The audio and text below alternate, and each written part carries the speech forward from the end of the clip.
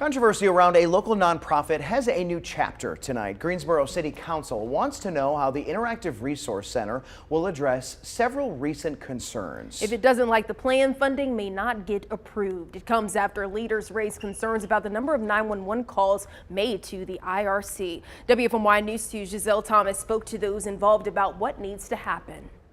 IRC leaders plan to meet tomorrow to discuss its future. City of Greensboro leaders want the IRC to come up with a 30, 60, 90-day plan. The center will need to break down how they run their operations as the city considers a $1.2 million request for funds for the nonprofit. The Interactive Resource Center helps support clients like Jason Wiggins. He says resources like a hot shower and laundry help him get on his feet. I've done work study programs here, job, computer advance, all kinds of things, and they got a great staff, and they're just the best people. Programs like this, the IRC Executive Director, Christina Singleton, says wants to continue for people like Wiggins. To do that, the nonprofit requested $1.2 million from the city to continue 5 programs. So far, the request has not gotten the green light, leaving Singleton's hands tied. We're relying heavily on the community for support right now.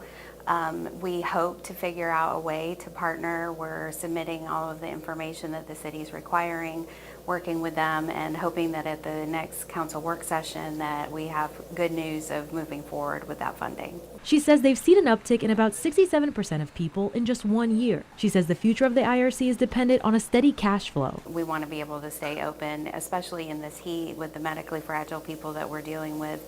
It's literally saving lives.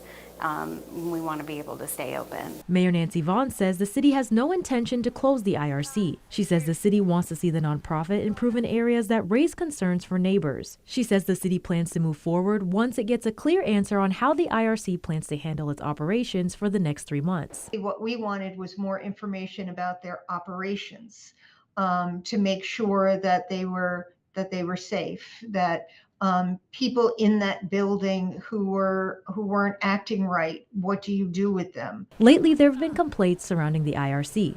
Neighbors tell us drugs and violence are a concern in the surrounding community. However, Singleton says the issue extends beyond its location on East Washington Street. We see this as a community-wide problem and have always seen it as a community-wide problem.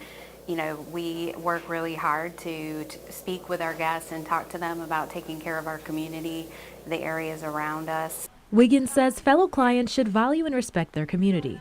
You weed out the bad seeds. If you don't know how to act, if you don't appreciate this place, then you don't deserve to be here, because this place is a great place. The IRC has to present its 30, 60, 90-day plan to commissioners by next week, Tuesday. Then City Council members will take a look and vote 2 days later.